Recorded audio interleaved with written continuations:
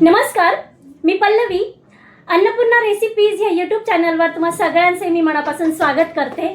तर आज आपण बनवणार आहोत बटाटा वडा. तर चला ह्या रेसिपीला आपण पटकन सुरुवात करून घेऊया.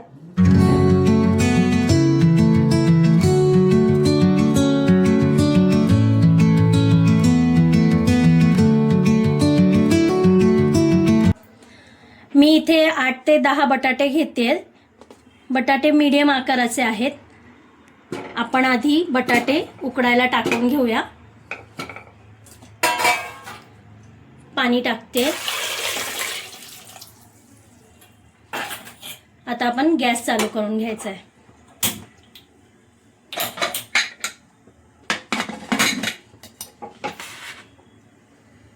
आपले बटाटे शिजतायत तोपर्यंत आपण मिक्सरला हे वाटून घ्यायचंय. हिरव्या मिरच्या मी इथे घेतल्या आहेत 4 ते 5. लसूण पाकळ्या घेते 10 ते 12. आलं घ्यायचंय. मी आलं कापून घेतलंय. 1 इंच आलं मी इथे कापून घेतलंय. जिरं टाकते इथे 1 ते 1.5 चमचा. दळण्यासाठी आपण थोडीशी कोथिंबीर पण टाकून घेतोय. आणि आता हे सगळं मिश्रण आपण दळून घ्यायचंय.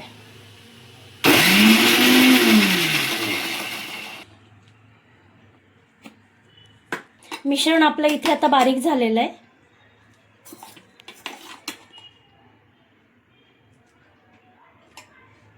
काढून घ्यायचं. कुकर आपला थंड झालाय. आता आपण कुकरचं झाकण काढून घ्यायचंय.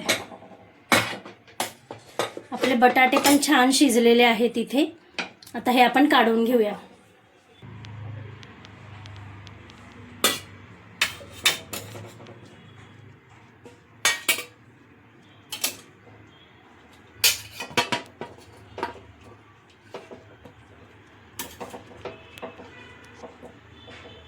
आपले बटाटे थंड होत आहेत तोपर्यंत आपण वड्याच्या कोटिंगसाठी बेसन पीठ भिजवून घेऊया. आपण इथे 1 वाटी बेसन पीठ घेतलेलं आहे. ह्याच्यामध्ये आता आपण हळद टाकून घ्यायची आहे. हळद मी अर्धा चमचा घेतेय. मीठ इथे चवीपुरतं घ्यायचंय. आता इथे आपण हे पीठ मळून घ्यायचंय.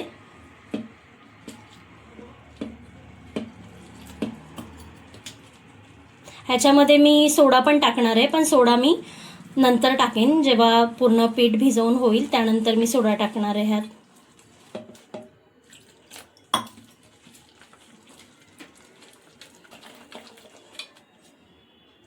बेसन पीठ छान असं भिजवून घ्यायचं आहे.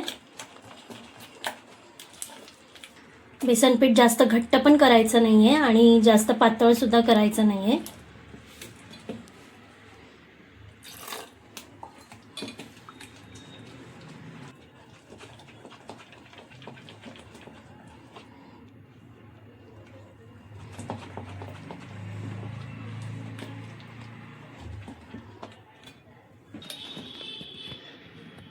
आता आपलं बेसन पीठ इथे भिजवून रेडी झालेलं आहे. आता आपण हे बटाटे सोलून घ्यायचे. बटाट्याची सालं आपण काढून घेणार आहोत.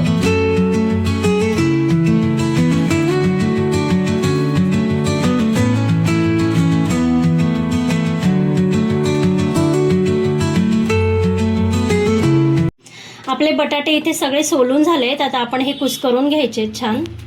बटाटे अजून गरमच आहे तरी माझी घाई चालली आहे बटाटे चुरायची.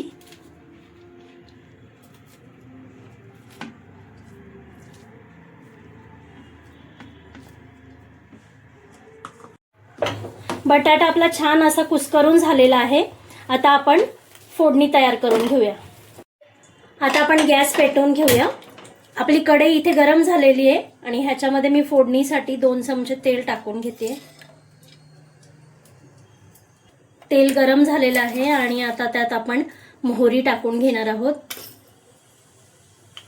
थोडंसं जिरं सुद्धा टाकते. आता आपण कढीपत्ता टाकणार आहोत.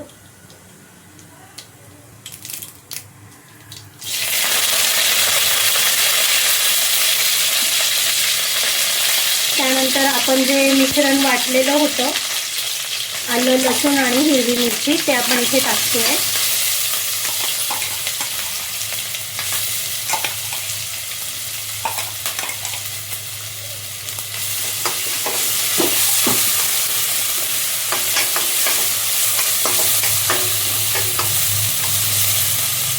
हिंग टाकून घेते, अर्धा चमचा हळद टाकते,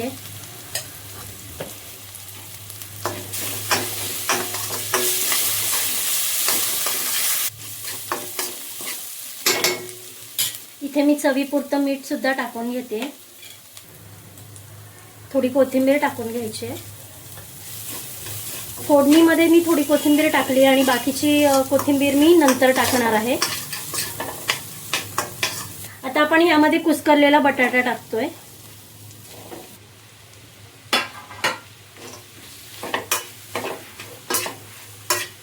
मी इथे अर्धा चमचे धणे असे अर्धवट वाटून घेतलेले आहेत आणि हे टाकायचे आहेत. ह्याच्यामुळे ना खाताना खूप छान असा स्वाद लागतो.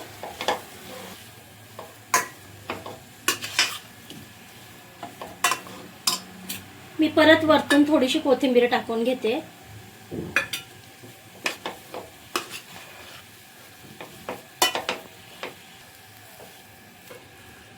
आपलं वड्याचं मिश्रण आता इथे रेडी झालेलं आहे. मी गॅस बंद करून घेते. आता आपण बटाट्याच्या मिश्रणाचे एक एक छोटे छोटे असे बॉल करून घेणार आहोत.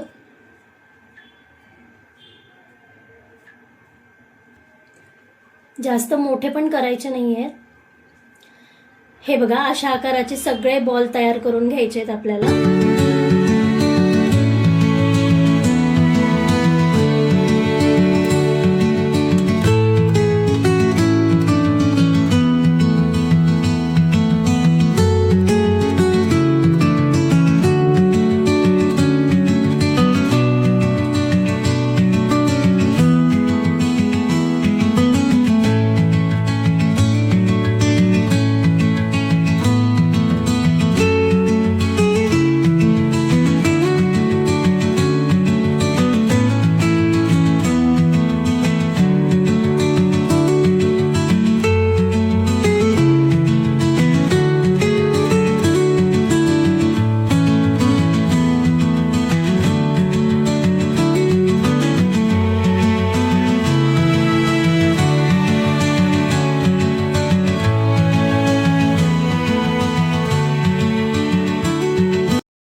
सगळे बॉल अशा पद्धतीने आपण तयार करून घ्यायचे आहेत.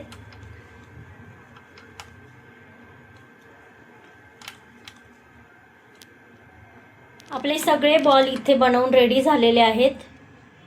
मी आता इथे गॅस पेटवून घेते. तर चला आता आपण कढईत तेल टाकून घेऊया.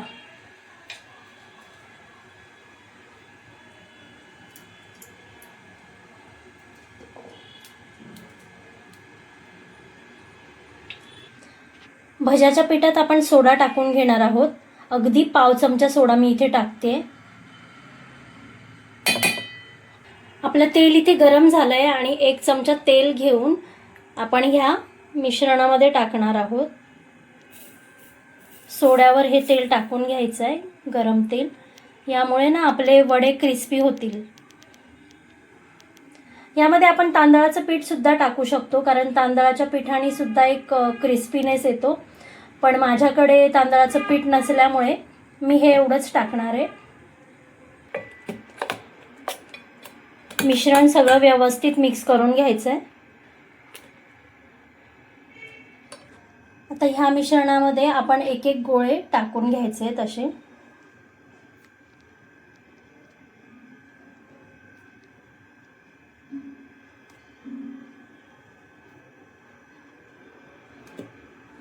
वड्यांसोबत खाण्यासाठी मी इथे मिरच्या कापून घेतल्या आहेत. उभ्या उभ्या मधून मिरच्या कापून घेतल्या आहेत. आता ह्या मी तळून घेते.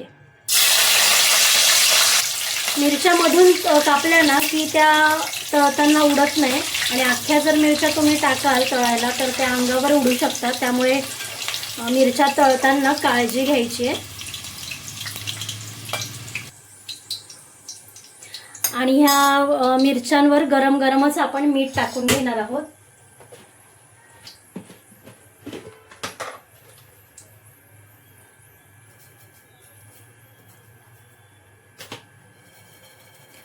वड्यांसोबत खाण्यासाठी मिरच्या आपल्या रेडी झालेल्या आहेत.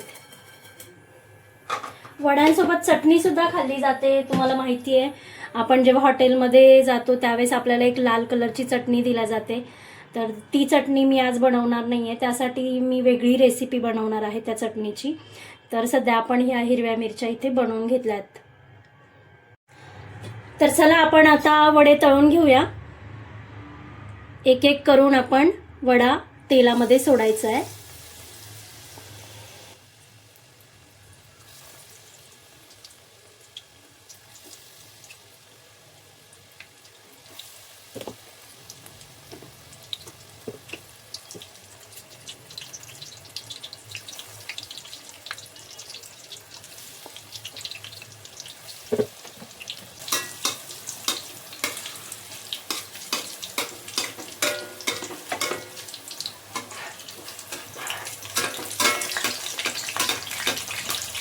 तुम्ही बघू शकता इथे आपल्या वड्याला खूप छान असा सोनेरी रंग आलेला आहे.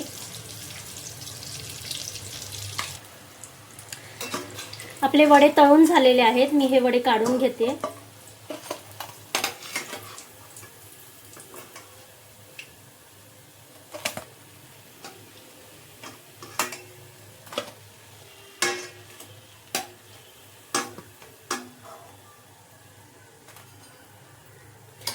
अशाच पद्धतीने आपण सगळे वडे तळून घेणार आहोत. तुम्ही बघू शकता इथे आता आपले सगळे वडे तळून रेडी झालेले आहेत.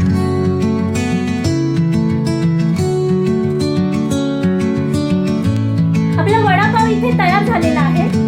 माझी ही रेसिपी तुम्हाला कशी वाटते मला नक्की कमेंट करून सांगा. आणि आवडली असेल तर लाईक करा, शेअर करा, कमेंट करा आणि सबस्क्राईब करायला अजिबात विसरू नका. धन्यवाद.